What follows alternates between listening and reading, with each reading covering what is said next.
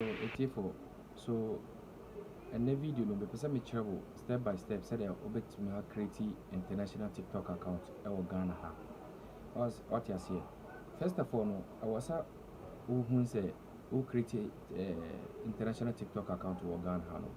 Wo create ayɛ dɛn? Wo create adane content creator anaasɛ wo create ayɛ dɛn aposti unnecessary videos. Mesrɛ mo ntie me yie. Wopɛ sɛ wonyɛ sika te sɛdeɛ your friends saying creators, big creators will munya sika wɔ TikTok so a anaasɛ wopɛ sɛ wode bɛdi agorɔ. So what I say, you have to be serious. And the idea of me bɛkyerɛ step by step sɛdeɛ wobɛyɛ create TikTok account no. And first of all, own VPN wɔ a mede ato so no, wobɛ create a make sure sɛ download VPN wɔ ato phone so. So what I say, make sure sɛ download VPN wɔ ato phone so. We are secondary. Now I call me normally me use Safari. So what I say, NT maybe safari.com. Maybe I won't say load no na mako your friend saying TikTok account tiktok.com. So what I say maybe tiktok.com na mako won't say beba won't say load.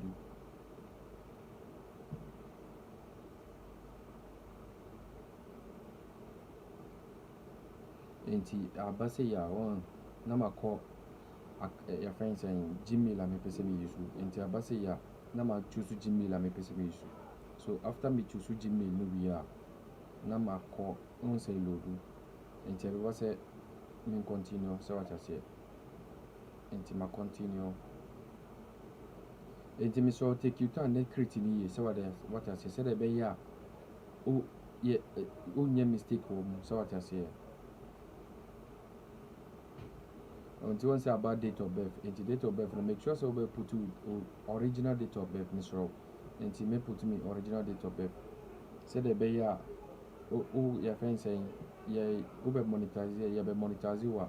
The betting man say, no correct one over there, one I tea honor, and as a one casana will create again. Into moon TV, into my put me date of birth, into Babasa mean put username, into my put username. Enti after me put me username no hello the username no bet ma change the other time bia. So what I say enti hello di boom on saba enti say na create TikTok international account. So what I say once aba say no enti ade e ko we ni say ade e wo no say once me and continue using wa ha. So what I say enti me go back na ma ko TikTok app no so. So what I say enti me ko TikTok app no so a me call app on so na ma login. So what I say enti me login wa ha na e ba say ya so what I say load mu twen e ba ko continue enti continue load mu twen kakrawai me sure mo take pay attention. So what I say na hwe de me ye ni yi.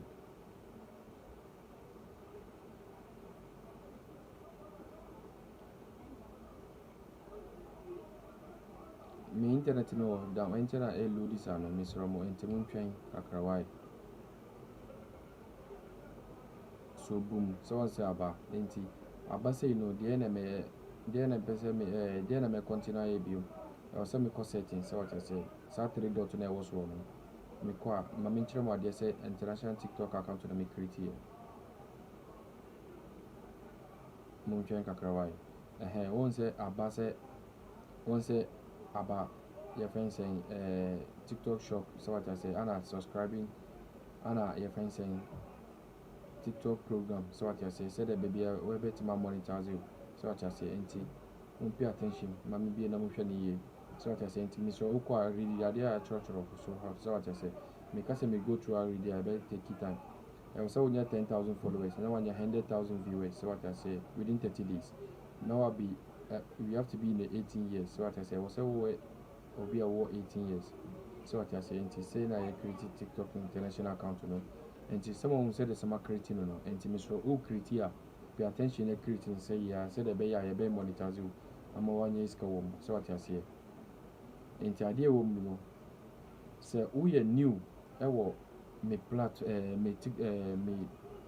YouTube yɛ new me YouTube channel wey so me sure but monday say we subscribe say the be ya wobɛhu adeɛ bi sei sɛ nneɛma bi sei sɛdeɛ wobɛtumi anyɛ sika wɔ TikTok so sɛdeɛ wobɛnyɛ sika wɔ social media ɛwɔ Ghana ha sɛ wate ase nti wopɛ sɛ wohu videos bebree te sɛ sei a mesrɛ bɔ mmɔden na subscribe ɛntɛn wo subscribe ɛtɛn notification bell sɛdeɛ ɛbɛyɛ a yɛ video foforɔ bi a wona YouTube bɛpush video no ama why nti adeɛ wɔ mu no meda mo ase